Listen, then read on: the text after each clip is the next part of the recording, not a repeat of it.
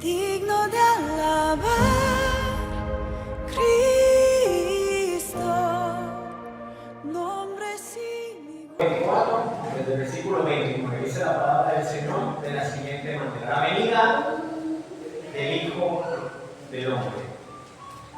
E inmediatamente después de la tribulación de aquellos días, el sol se oscurecerá, la luna no dará su resplandor y las estrellas caerán del cielo, y las potencias de los cielos serán conmovidas. Entonces aparecerá la señal del Hijo del Hombre en el cielo, y entonces aumentarán todas las tribus de la tierra y verán al Hijo del Hombre viniendo sobre las nubes del cielo con poder y gran gloria. Y él enviará a sus ángeles con gran voz de trompeta y juntará a sus escogidos de los cuatro vientos desde un extremo del cielo hasta el otro. Dediqué a aprender la palabra. Cuando ya su rama está tierna y brotan las hojas, sabéis que el verano está cerca. Así también vosotros, cuando veáis todas estas cosas, conoced que está cerca a las puertas. De cierto os digo que no pasará esta generación hasta que todo esto acontezca. El cielo y la tierra pasarán, pero mis palabras no pasarán. Pero el día y la hora nadie lo sabe, ni aun los ángeles del cielo, sino mi Padre. Y le damos las gracias al Señor porque, pues, una vez más nos permite estar reunidos aquí en su casa de oración. Amén. Gracias al Señor por eso. Fíjense, para estar en el tema, siempre lo llevo a donde quedamos la última vez, ¿verdad? Para estar en el contexto de lo que se está enseñando aquí en la iglesia. Vimos la semana pasada cómo el Señor insistía a sus discípulos a velar de no dejarse engañar por cualquier impostor, ¿verdad? Que viniera diciendo: yo soy el Cristo. Y algunos también serían falsos profetas. Algunos vendrían también falsos profetas y falsos cristos, que iban a confundir y engañar en aquellos días durante la tribulación que estaban pasando en Jerusalén. Y vemos aquí que hubo una profecía de doble cumplimiento. ¿Por qué? Porque el Señor les había dicho que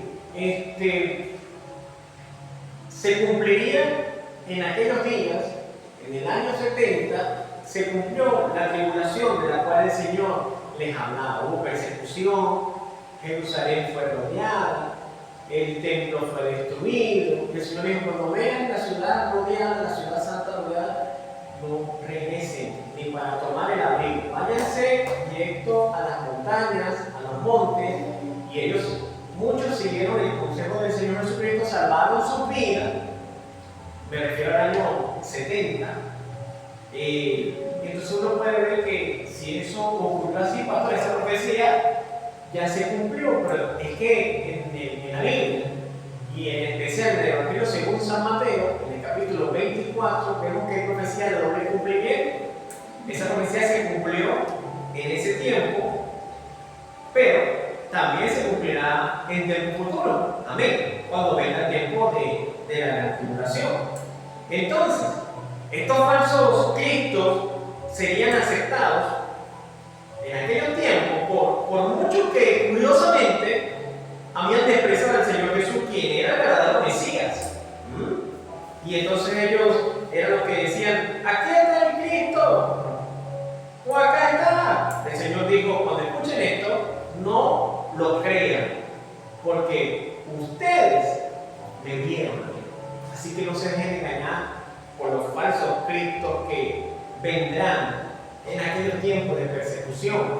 Y aunque le decía una profecía de doble cumplimiento, porque sí, también en este tiempo surgirán falsos cristos. Decíamos la semana pasada que hay personas que en este tiempo, en nuestros tiempos actuales, se hacen llamar Cristos. Amén.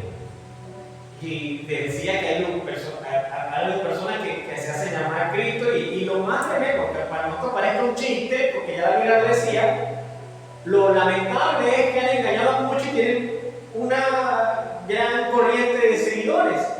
Y uno dice: esto va a pasar, pero a mayor escala en los tiempos de la gran tribulación.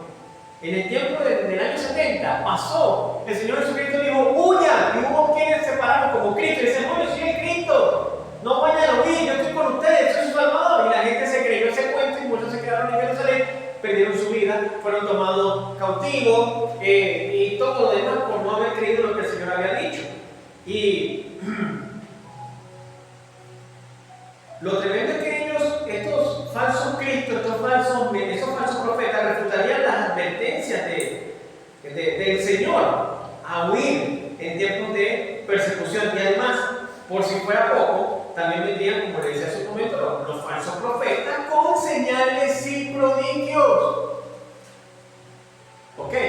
Y uno dice, Satanás tiene poder para hacer milagros. Claro, no lo vemos en el mismo Antiguo Testamento cuando Moisés fue enviado por el Señor al faraón.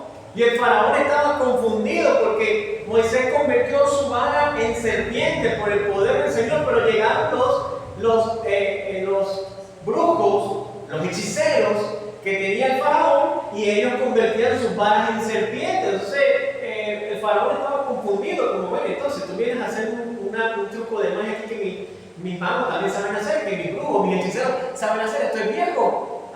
Haz otras cosas nuevas. Pero ahí queda claro la evidencia que Satanás tiene poder también, a través de sus falsos profetas, de hacer señales y prodigios mentirosos para engañar. Como decíamos la semana pasada, si fuera posible, aún a los escogidos. Amén. Siempre la intención de Satanás ha sido engañar. Amén. Siempre ha sido su intención. Eso no podrá pasar el tiempo, pero seguirá con lo mismo. La Biblia nos muestra de hombres, hermanos, como Simón el Mago, en el Nuevo Testamento. Recuerda cuando estudiamos el libro de los Hechos, que Felipe llega a Samaria predicando el Evangelio. Cuando llega a Samaria, había un hombre que se llamaba Simón. Y este hombre había engañado a la gente con sus artes mágicas. La gente lo seguía porque hacía prodigios, porque hacía señales. Y la gente llegaba a decir, cuando le escuchaban hablar, la gente decía, este es el gran poder de Dios. Tenían engañados, ¿sabes? Por las magias que hacía, por las señales que hacía. Y tanto que la gente decía, este hombre tiene el poder de Dios. Y como dato curioso, quiero decir que este hombre, también, este hombre llamado Simón, él lo llevó a Felipe a predicar del Evangelio. Y cuando llegó Felipe, haciendo milagros, bautizando a las personas, predicando el Evangelio, este Simón, como vio que la multitud que lo seguía a él, comenzó a seguir a Felipe, pues él también siguió a Felipe. Pero ¿por qué seguía a Felipe? Porque Felipe tenía algo que él siempre valoró mucho antes de conocer o de escuchar del Evangelio. Y es que Felipe tenía un poder extraordinario de Dios, del Espíritu Santo, para hacer milagros. ¿Okay? Esto atraía a Simón el Mago, lo atraía. Y esto me llama la atención porque hoy en día, mis hermanos, usted ve como un patrón de muchas personas que antes de llegar a los caminos del Señor practicaban la hechicería, practicaban la brujería y llegan a la iglesia movidos porque en la iglesia hay un poder sanador. Entonces dicen, este poder es sobrenatural, este poder va por encima de lo que yo creía cuando estaba en el mundo, cuando yo practicaba la hechicería. Entonces esto es como que yo solamente estoy cambiando de poder, paso del poder de Satanás al poder de Dios. Yo hacía sanidades y trabajos buenos cuando estaba en el mundo, cuando practicaba la hechicería, ahora voy a hacer sanidades en el nombre del Señor. Este era Simón el Mago. Simón el Mago sigue a Felipe no por la palabra, no por la predicación. Él sigue a Felipe porque Felipe tenía poder para hacer milagros y él quería eso. Era lo que quería Simón el Mago. Y ese es un patrón, como le decía, que cuando una persona se añade a la iglesia, y escucha lo que estoy diciendo, se añade a la iglesia, y dice haber creído en el Señor, luego, como Simón, se hace miembro de la iglesia, pero lo que lo mueve es lo místico. Son cristianos a quienes lo mueve el misticismo. Lo mueve lo místico. Y entonces cuando tienen cierto tiempo y comienzan a expulsar demonios, lo hacen de una manera rara, como nos lo dice ¿Y sabe por qué lo hacen de esa manera extraña? Porque así aprendieron en el mundo. Y lo quieren aplicar en el Evangelio.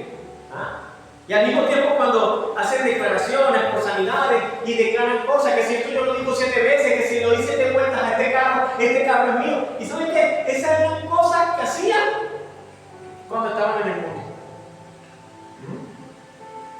Bajo el conocimiento de la brujería, bajo la influencia de la brujería, solamente que ellos cambiaron, digamos así, de práctica, ahora forman parte de una iglesia, pero realmente, por eso digo, se añaden a la iglesia, pero realmente no son cristianos. Al igual que Simón el Mago.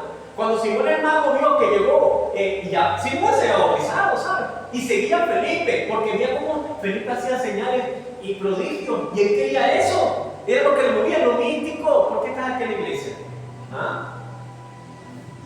Detrás de señales y prodigios, porque el Señor dijo que esta va a ser la herramienta que va a utilizar Satanás a través de los falsos profetas, señales y prodigios para engañar a los hijos de Dios.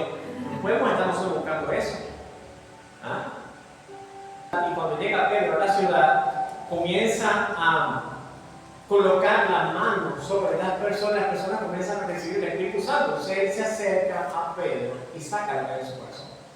Dame a mí también ese poder que tienes tú para que cuando yo ponga las manos sobre las personas reciban el Espíritu Santo. Un hombre que se movía por las manifestaciones, por lo místico, un hombre que no creía en Dios de la manera como tenía que creer de corazón. Amén.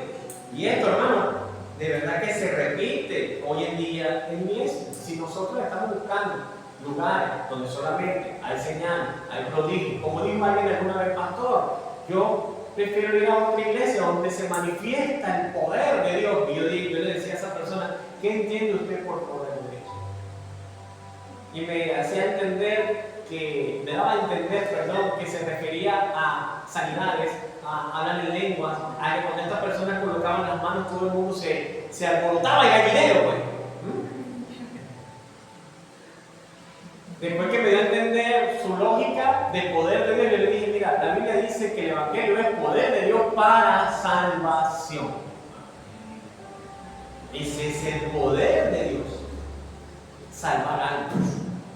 No armar alborotos. No hacer alaracas. ¿Okay? Entonces nosotros, cuando entendemos, oye, ¿por qué muchos siguen esa línea de que ellos entienden este es el poder de Dios? Así como lo decían de Simón el Mago. Este es el poder de Dios. Porque así es lo que nos han enseñado y es la línea que venimos siguiendo. Y es peligroso. Es peligroso porque de allí surgen las cosas raras que pasan en los cultos.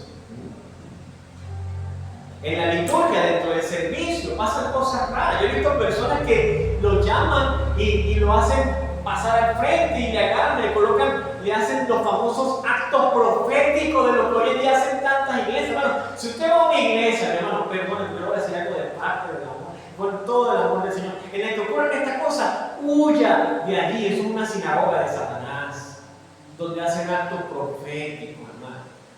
Agarran a las personas, la sientan en una silla y comienzan a colocar una espada le dan por la cabeza, porque Dios te está levantando como caballero del Señor. Eso no existe. ¿Cuándo usted vio que hizo el Señor eso con sus discípulos? No hizo eso el Señor con los discípulos. Pero algunos más místicos entonces dicen, pero yo quiero saber lo que hizo el Señor con los discípulos.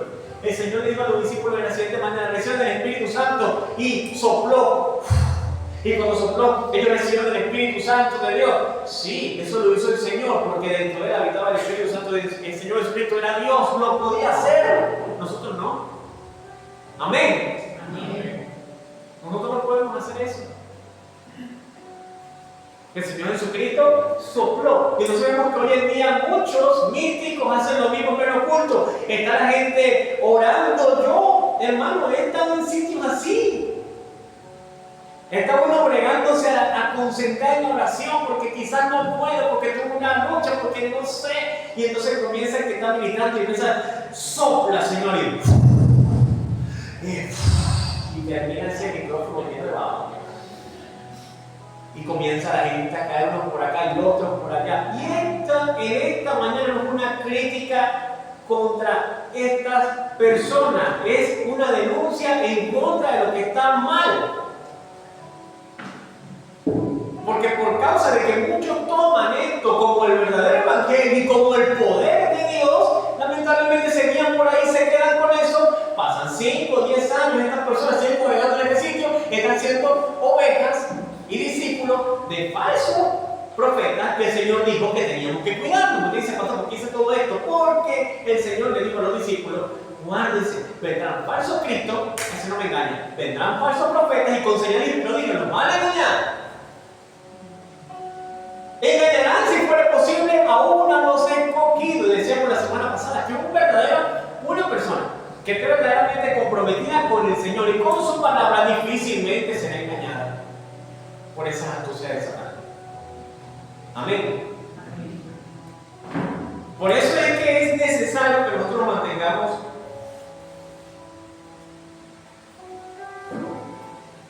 cerca de la palabra del Señor. Amén. La advertencia de los falsos cristos y falsos profetas no solamente se quedó para los apóstoles, también nos alcanza a nosotros. Si el Señor supiera, si el Señor nos hubiera dicho, le hubiera dicho a sus discípulos en aquellos entonces que vendrían falsos apóstoles también. Que hoy en día eso abunda. Amén. Entendamos algo, mis hermanos, que estamos analizando el libro de Génesis, esta semana. Los invito, martes, jueves, en la mañana y por la noche estamos analizando el libro de Génesis. Amén. Y aprendimos algo clarito que queda desde el principio del libro de Génesis, y es que Satanás es el engañador. ¿Sí o no? Satanás es el engañador. Desde el principio anda engañando. ¿Qué dice 2 de Tesalonicenses capítulo 2? Versículos 9 y 10 dice: inicuo, cuyo advenimiento es por obra de Satanás, con gran poder y señales y prodigios mentirosos, con todo engaño de iniquidad para los que se pierden, por cuanto no recibieron el amor de la verdad para ser salvos. Sobre todo el engaño que habrá en los últimos tiempos y que lo hay hoy en día, será eficaz ese engaño sobre los que se pierden. Amén. Por eso es que decía el Señor, Mateo 24, nos dice que Él, si le fuera posible, engañará a los escogidos. Y aún así, como engaña desde el principio, lo hará hasta el final, porque dice Apocalipsis 28 de la siguiente manera: y saldrá a engañar a las naciones que están en los 4 ángulos de la tierra, Gog a Magog, a fin de reunirlos para la batalla, el número de los cuales es como la arena del mar. Fíjate, estamos en el libro de Génesis, dice que Satanás, a través de la serpiente, engañó a Eva. En el libro de Apocalipsis nos dice que saldrá para engañar a las naciones de los 4 ángulos de la tierra. Esa es la labor de Satanás, desde el principio hasta el final. El que se deja engañar, hermano, ¿por qué? No sigue las orientaciones bíblicas. Amén. Por eso es que tenemos que estar mirando, no dejarnos engañar por los falsos profetas. En el versículo 26 decía, de Mateo, dice: así que si os dijeren, mirad, están en el desierto, no salgáis, o mirad, están en los aposentos, no lo creáis. Dice que el Señor dice: no crean cuando dicen que vendré secretamente, así no será mi venida. Versículo 27 dice, versículo 27, como el relámpago que sale del oriente y se muestra al occidente, así será también la venida del Hijo del Hombre, con voz de mando, ¿verdad? Es evidente, esplendorosa será su venida. Versículo 28, y vamos a hablar de eso.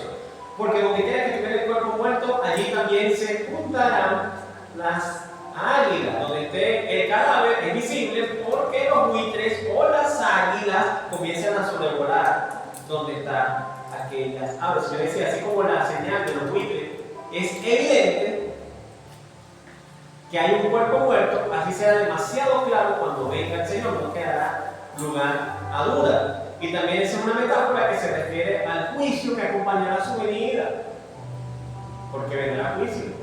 Donde esté el cuerpo muerto, vendrá juicio el día que venga el Señor. Y hoy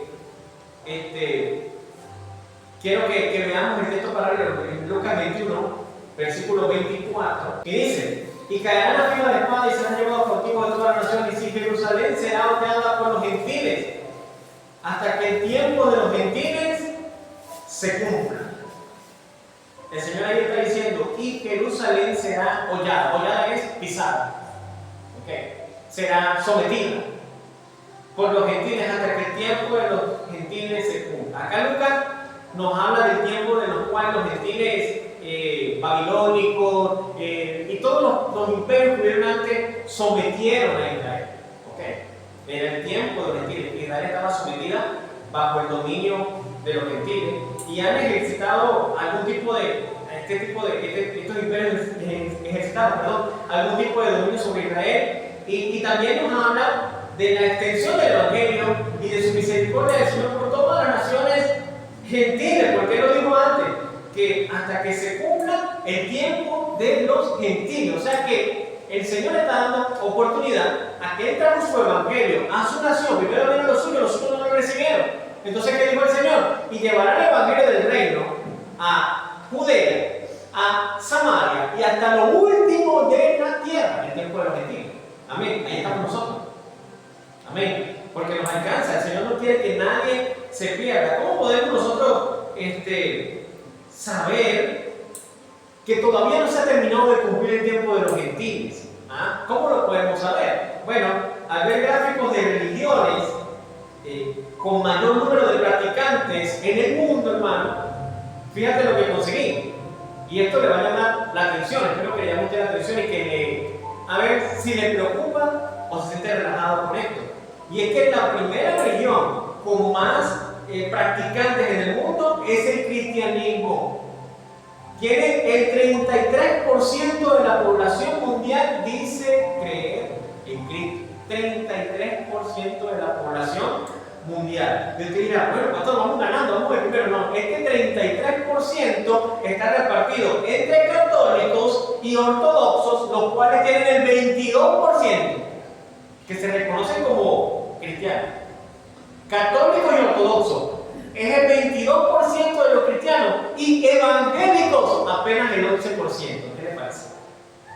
11% de la población mundial es evangélica. Y ojo, cuando le digo evangélica, las ramas que salen de la religión de la creencia evangélica, bautistas, pentecostales, todos los demás que se derivan de lo que se llama el 11% de la población mundial. Si tenemos una población mundial que alcanza, vamos a decir, 8.000 millones de personas, el 11% son apenas 900 millones de personas de la población mundial, casi el 10%.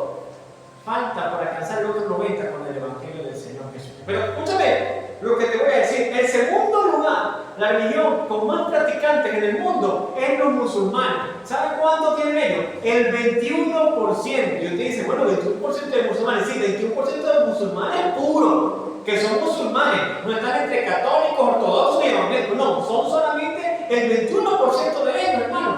Duplica el 11% de los evangélicos que hay en el mundo.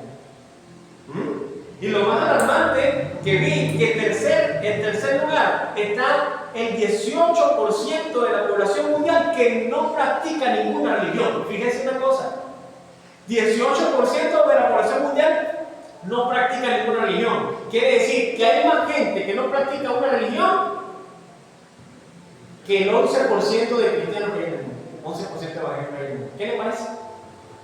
¿Ah? Y dice la palabra del Señor que hasta que se cumpla el tiempo de los gentiles. ¿Quién el Señor está esperando a que el Evangelio llegue y plegue el mundo? Amén. Vemos el porcentaje, hermano, en cuanto a valores de la población mundial, y quedamos todavía muy por debajo. Amén. Aunque hay trabajo por hacer, hermano. Amén. ¿Cuántos consideran que hay trabajo por hacer? Bastante, ¿verdad? Pero no lo veamos lejos de cumplirse, hermano. ¿Por qué? Porque hoy en día hay muchas herramientas tecnológicas que hacen que un mensaje que se predique en un lugar remoto, en algún lugar del mundo, con que tengan un celular, con que tengan una grabadora, eso llega a muchas partes del mundo. El Evangelio puede llegar a muchos lugares del mundo rápido, por lo tanto no podemos confiar. El pastor dijo que el 11% de la población mundial es evangélica, quiere decir que falta el 89%. Entonces me voy a tranquilo, me voy a relajar, que todavía Cristo no viene, porque como el pastor enseñó Señor va a venir, entonces todavía falta por cumplirse, hermano. Tenemos la tecnología, se cumple rápido. Rápido puede llegar el Evangelio a todo lugar. Nosotros no tenemos una manera cómo medir cómo va creciendo el Evangelio y cómo va llegando el Evangelio a muchos lugares. Todavía no tenemos cómo medir, amén. Pero donde hay la tecnología, el Evangelio llega rápido. Por eso que no podemos confiar de que todavía ahora es que falta, no, hermano. Eso puede ser en cualquier momento, amén. Nosotros tenemos que seguir haciendo el trabajo, amén. No podemos dormirnos porque los avances tecnológicos nos van a dejar atrás, amén. Mateo 24:29 dice la escritura: e inmediatamente después de la tribulación de aquellos días, el sol se oscurecerá, la luna no dará su resplandor y las estrellas caerán del cielo y las potencias de los cielos serán conmovidas. Dice el Señor que después de la tribulación, escucha lo que dice. Y no está hablando de la tribulación del año 70, de la persecución que hubo en Jerusalén, porque en aquellos entonces hubieron señales como que la ciudad fue quemada, como que fue profanado el lugar santo, como que tuvieron que huir. Eso se cumplió, pero hubieron señales que no se cumplieron. Por eso es que es una profecía con doble cumplimiento. ¿Por qué? Porque cuando ocurrió todo aquello, las potencias de los cielos no fueron conmovidas. Amén. Lo cual, el texto nos está diciendo: habrá una persecución, habrá una tribulación en los tiempos finales. Dice: después de aquella tribulación habrá una gran señal cataclísmica, porque dice que las potencias de los cielos serán conmovidas. Este verso, como le dice en su momento, separa la tribulación del año 70 de esta gran tribulación que ocurrirá en los últimos tiempos. Entonces, ¿cuándo será la venida del Señor? ¿Cuándo será? ¿Qué señales habrá de su venida? Esa es la pregunta que tenían los discípulos, ¿verdad? Y nosotros vemos en 2 de Tesalonicenses 2, versículo 1, dice: pero con respecto a la venida de nuestro Señor Jesucristo y nuestra reunión con Él, os rogamos, hermanos, que no os dejéis mover fácilmente de vuestra manera de pensar, ni os conturbéis, ni por espíritu, ni por palabra, ni por carta, como si fuera nuestra, en el sentido de que el día del Señor está cerca. Nadie os engañe, decía el apóstol Pablo, de ninguna manera, porque no vendrá que el día del Señor, está dando el día del Señor, ¿verdad? No vendrá sin que antes venga la apostasía y se manifieste el hombre de pecado, el hijo de perdición. ¿Quién tiene que pasar antes que el Señor Jesucristo venga? ¿Quién tiene que manifestarse? El hombre de pecado, el hijo de perdición, el cual se opone y se levanta contra todo lo que se llama Dios o es objeto de culto, tanto que se sienta en el templo de Dios haciéndose pasar como Dios, el templo de Dios, perdón, haciéndose pasar por Dios.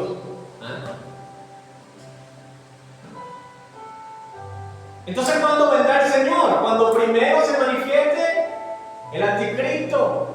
Tiene que haber una persecución. Por eso sabemos que habrá una gran tribulación. Porque el Señor dice: e inmediatamente después de la tribulación, de aquellos días, después que vengan todas aquellos juicios que vendrán sobre la humanidad que se haya sellado, se haya dejado sellar por el anticristo, ¿verdad? Porque nadie podrá comprar ni vender si no tiene la marca de la bestia. Entonces habrá gran persecución contra los hijos de Dios. Y dice la Escritura que todos los que no se dejaron sellar, los que no recibieron el sello de la bestia, ni su imagen en la frente o en su mano derecha, serán decapitados. Entonces, habrá tiempo de gran tribulación, amén, de gran persecución sobre el pueblo de Dios. Porque en aquella tribulación del primer siglo no ocurrió ninguna señal extraordinaria del cielo, algo que el Señor nos describe y que nos parece difícil de creer. ¿Cómo será esto? Porque según Mateo dice: el sol se oscurecerá, la luna no dará su resplandor y las estrellas caerán del cielo. Tremenda señal. Las estrellas van a caer. Las estrellas no son tan chiquiticas como ustedes y yo lo vemos aquí desde la tierra, que se ven chiquiticas, pequeñas lucecitas que brillan en el cielo y van a caer. Qué bonitas se van a ver. No, premios grandes. Amén. ¿Cómo va a ser? ¿Qué va a ocurrir? Una señal extraordinaria que viene antes de que el Señor Jesucristo ponga su pie en la tierra nuevamente. Esto se va a cumplir. Amén. De pronto este cielo que siempre ha estado allí se verá afectado por esa gran señal, ¿no? Las potencias de los cielos serán conmovidas. Segunda de Pedro lo describe de la siguiente manera. El apóstol Pedro. Segunda de Pedro 3:9. Dice el apóstol Pedro: el Señor no retarda su promesa según algunos la tienen por tardanza, sino que es paciente con nosotros, no queremos que ninguno se perezca, sino que todos procedan al arrepentimiento. Pero el día del Señor vendrá como el ladrón en la noche, es lo que dice Pedro, en los cuales los cielos pasarán con grandes estruendo, los elementos ardiendo serán deshechos, y la tierra y las obras que en ellas hay serán quemadas, puesto que todas estas cosas han de ser deshechas. ¿Cómo no debéis vosotros andar en santa y piadosa manera de vivir? ¿Ah? Mira la advertencia que hace Pedro: puesto que todas estas cosas serán deshechas, puesto que todo este juicio vendrá, ¿cómo no andaremos nosotros en una santa y piadosa manera de vivir? Es el llamado que hace Pedro cuando habla de la venida del Señor. ¿Cómo estamos viviendo santa y piadosamente?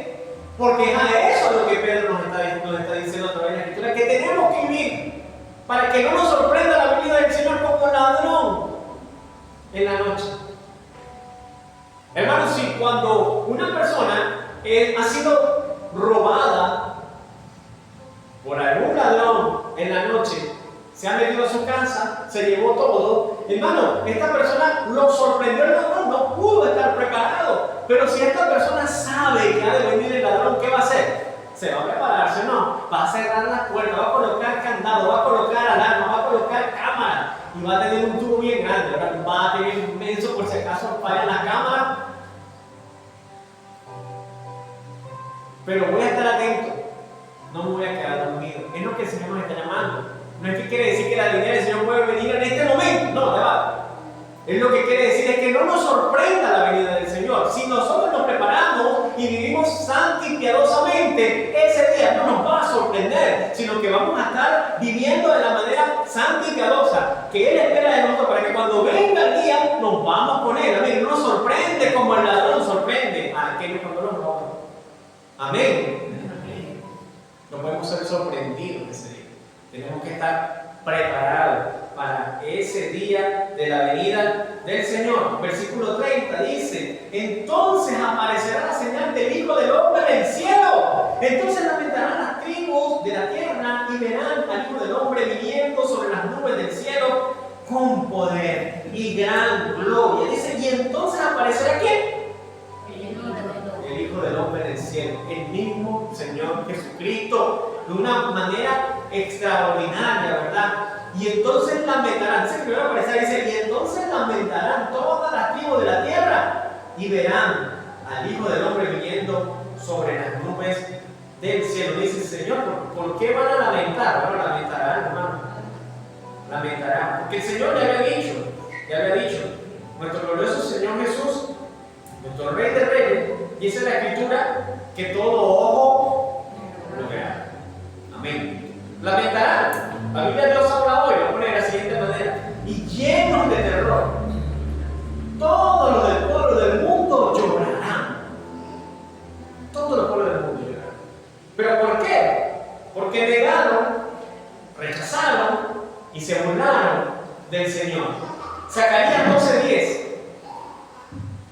El libro de Zacarías dice de la siguiente manera, a la mitad del versículo, dice: y mirarán a quien traspasaron y llorarán como se llora por un hijo unigénito, afligiéndose por él como quien se aflige por el primogénito. Llorarán, lamentarán, porque negaron, rechazaron, se burlaron del Señor. Y mirarán a mí, dice el Señor, al que traspasaron. Lo van a ver. Y obviamente van a lamentar. Ese texto está en Zacarías 12:10. Vendrá, hermano, juntamente con su día, vendrá el día de la ira, el día de su ira. el día de la vida del Señor, amén, vendrá como el león de la tribu de Judá. Y verlo venir, hermano, para todos aquellos, será con poder y gran gloria. Amén. Su venida será con poder y gran gloria. Dice Mateo en el capítulo 13, vayan unas páginas más atrás del libro de Mateo, una parábola de la cual hablamos hace un tiempo atrás, hace algunos meses atrás. Amén. Pero dice el versículo 39 de la siguiente manera: el enemigo, cuando el Señor explica la parábola del trigo y la cizaña, el enemigo que la sembró es el diablo. La siega, mira lo que está dando el Señor, es el fin del siglo. Y los segadores son los ángeles. Está hablando del fin del siglo. De manera que como se arranca la cizaña y se quema en el fuego, así será el fin de este siglo. Enviará el Hijo del Hombre a sus ángeles y recogerá de su reino a todos los que sirven de tropiezo y a los que hacen iniquidad. Mira lo que hará: y los echará del horno de fuego. Allí será el lloro y el crujir de dientes. Entonces los justos resplandecerán como el sol en el reino de su Padre.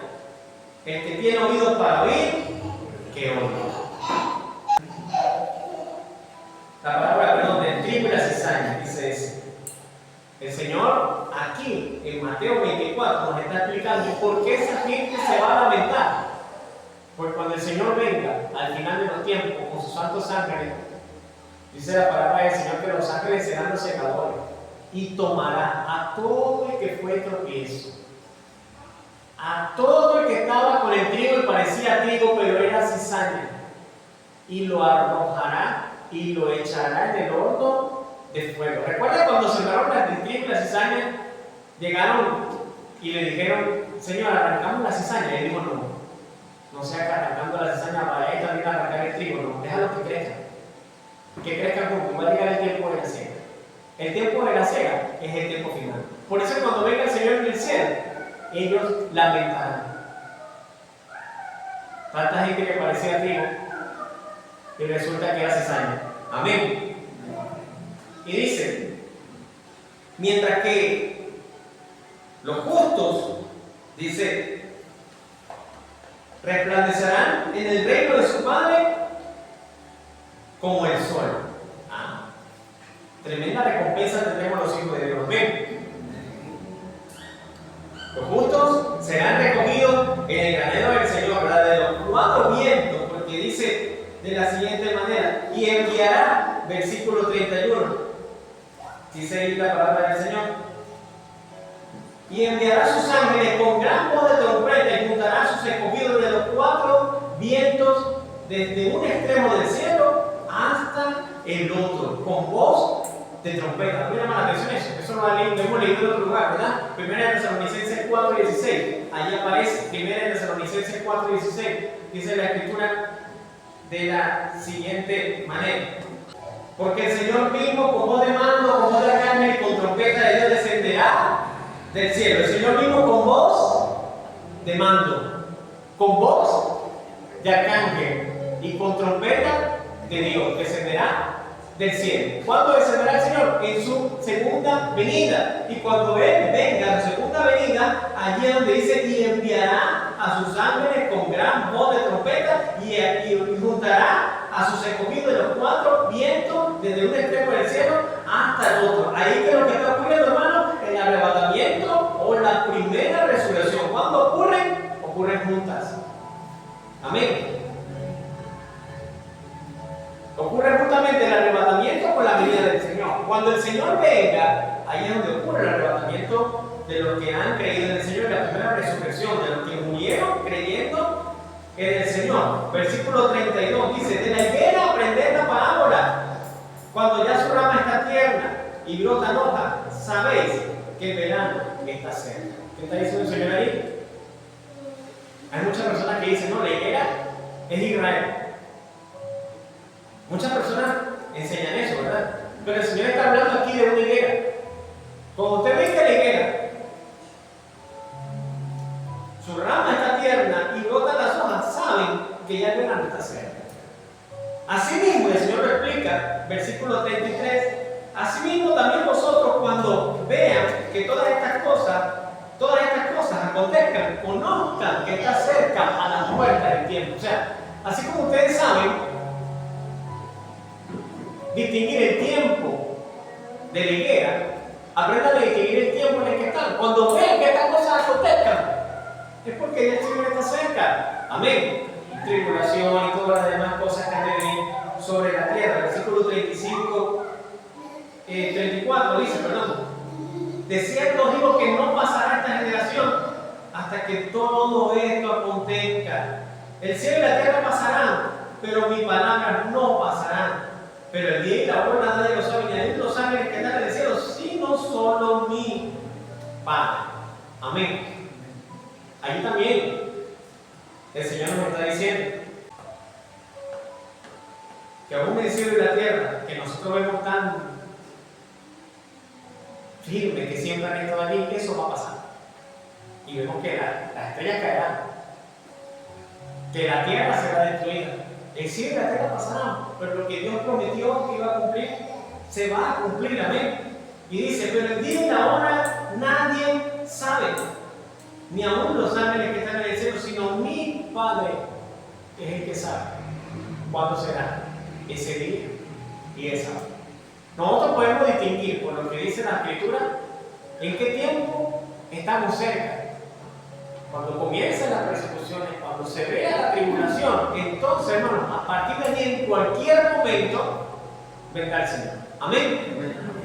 ¿Qué día y qué hora? Nadie lo sabe. El Señor dice que ni los ángeles del cielo lo saben. Y el Señor, como era 100% Dios, pero 100% hombre cuando estuvo aquí en la tierra, Él tampoco sabía esa información. No la sabía. Porque el Padre no se la reveló. Él dijo, el día y la hora nadie lo sabe. Solamente mi Padre que está en los cielos. Y es lamentable. Hace apenas menos de un mes, a nivel mundial hubo una falsa profecía de las muchas que han habido durante mucho tiempo. Hay creencias como la de los mismos testigos de Jehová que están cimentadas sobre las bases de falsas profecías de venida del Señor Jesucristo que nunca se cumplieron, poniendo fecha, y como dicen algunos estudiosos, y siempre las fechas van para septiembre, porque en septiembre se celebran las fiestas de las trompetas, y siempre colocan para esas fiestas que el Señor viene en septiembre, tal día de septiembre viene el Señor, tal día, todos los años, en la fiesta de la trompeta, declaran que ha de venir el Señor. Y si no es este año, será dentro de 2 años, pero siempre va a haber alguien que diga saber la información que el Señor dijo que ni Él sabía, ni los ángeles que están en el cielo saben, sino solamente el Padre que está en el cielo. Por ahí sacamos cuenta quiénes son los falsos profetas. ¿Por qué seguir? Por eso el Señor dice, no se dejen engañar. Amén. Habrán señales, habrán prodigios, pero lo que sí es cierto es algo, hermano, el Señor viene, amén. Y cuando Él venga, hermano, las potencias de los cielos serán conmovidas, las estrellas caerán. ¿Cómo será eso? El sol se oscurecerá el sol, la luna no dará su resplandor. Hermano, es que cuando venga el Señor en el cielo, amén, y sus santos ángeles con Él, hermano, eso va a ser algo glorioso. En ese momento que el Señor venga, como Él manda a recoger, a buscar a sus escogidos de los 4 vientos de la tierra, hermano, ahí nos va a buscar a nosotros, amén. Allí será cuando escuchemos la voz de trompeta, el Señor mismo con voz de mando, con voz de arcángel y con trompeta de Dios, como lo dice aquí, enviará a sus ángeles con voz de trompeta. Escucharemos aquella trompeta sonar y seremos transformados, hermano, en un abrir y cerrar de ojos. Amén. De cuerpo corruptible a cuerpo incorruptible. E iremos a recibir al Señor en el aire. Y allí estaremos siempre con el Señor. Vendremos a reinar con el Señor aquí en la tierra. Resucitarán los muertos en Cristo primero. Y nosotros entramos en ese reino con el Señor aquí en la tierra, pero con un cuerpo incorruptible. Un cuerpo que no va a estar sometido a este tipo de cosas, a medicamentos. Porque no habrá dolores en ese cuerpo. Un cuerpo que no estará sometido a la muerte, al cansancio. No, un cuerpo glorioso que el Señor Jesús recuperó en el momento en el cual resucitó de la tumba. Después que murió después de caer, Él recupera un cuerpo glorioso que tenía Adán en el huerto de Edén. y que perdió por el pecado. Pero como mi Señor murió sin pecado y murió y pagó por el pecado, recuperó aquel cuerpo que Adán tenía.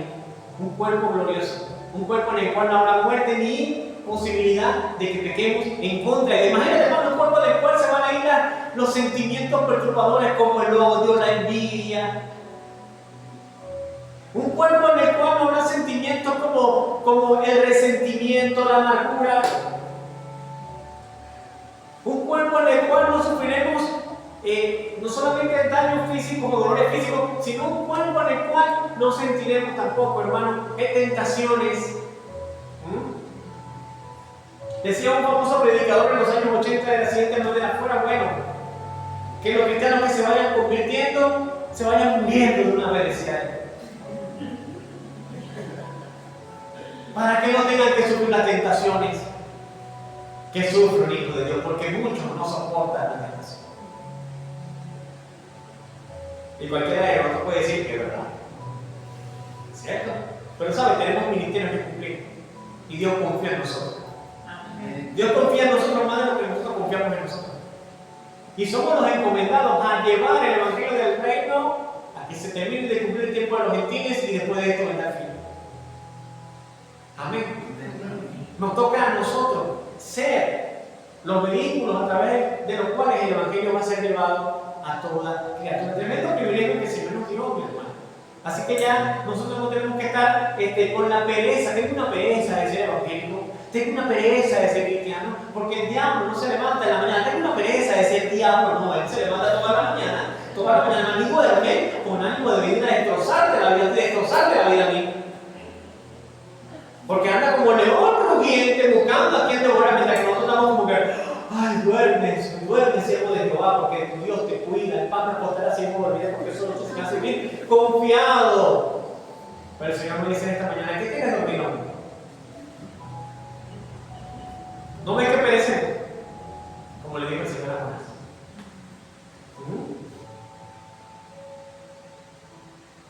Puesto que sabemos, dice Pedro, que estas cosas han de acontecer, ¿cómo no viviremos de una manera santa y piadosa, sabiendo que este día se acerca? El llamado que Dios nos hace es a analizar. Si es que durante mucho tiempo estoy en la iglesia y aunque cante, trigo soy, del granero, del Señor, no sea rolo de cizaña que está en la iglesia. ¿Ah? Perdónenme que se lo diga de una manera tan coloquial, porque es que el tema es que el trigo y la cizaña se parecen mucho. La diferencia es que el trigo, si usted ha visto documentales, cuando comienza a cargarse la rama de trigo, comienza a cargarse de fruto, el trigo comienza a inclinarse. Mientras que la cizaña permanece erguida, pero es igualita el trigo. Erguida. No quiere doblarse, no quiere humillarse delante del Señor, pero a andar entre el trigo. ¿Y sabe lo que hace el Señor en su misericordia? Los segadores le dijeron: Señor, cortamos una vez la cizaña. O sea, los segadores no tienen paciencia. No, deja que crezca el trigo. No sé, que arrancando la cizaña vaya a matar mi trigo. El trigo que viene al granero. Llega el día del Señor. Y cuando vengan los ángeles con él, va a juntar los suyos a todo el trigo y lo va a llevar al granero del Señor. Y la cizaña serán los que lamentarán cuando lo vean venir una nube. Lamentarán. Los que le traspasaron. Aquellos que estaban en la iglesia jugando a ser cristianos y no lo eran. De la cizaña. Llegará ese día en el cual el Señor agarrará toda la cizaña, la juntará y la lanzará en el fuego. ¿Y qué van a decir? Dios sí es malo. Es fácil echar la culpa a Dios, ¿no? En lugar de tomar precauciones ahorita. Analizar su vida y ver: ¿qué soy? ¿Trigo o soy cizaña? ¿Quién soy realmente? ¿Estaré verdaderamente preparado para cuando venga el Señor? Aunque el día y la hora nadie lo sabe, pero tenemos que estar preparados. Amén. Para cuando ese día llegue, el Señor nos llama a que vivamos una vida santa y piadosa, en tanto que aquel día se acerca. Quiero leerlo puntualmente como lo dijo el apóstol Pedro. Puesto que todas estas cosas han de ser desechas, ¿cómo no debéis, vosotros de andar en santa y piadosa manera de vivir? Esperando y apresurándonos para la venida de Dios, para la venida del día de Dios, en el cual los cielos encendiéndose serán deshechos y los elementos siendo quemados se fundirán. Pero nosotros esperamos según su promesa cielos nuevos y tierra nueva, en las cuales mora la justicia. Amén. Pero para llegar a ese cielo nuevo y esa tierra nueva, en la cual mora la justicia, tenemos que vivir santo y piadoso. Amén. Comprometidos por el Señor que ha confiado en nosotros. digno de alabanza.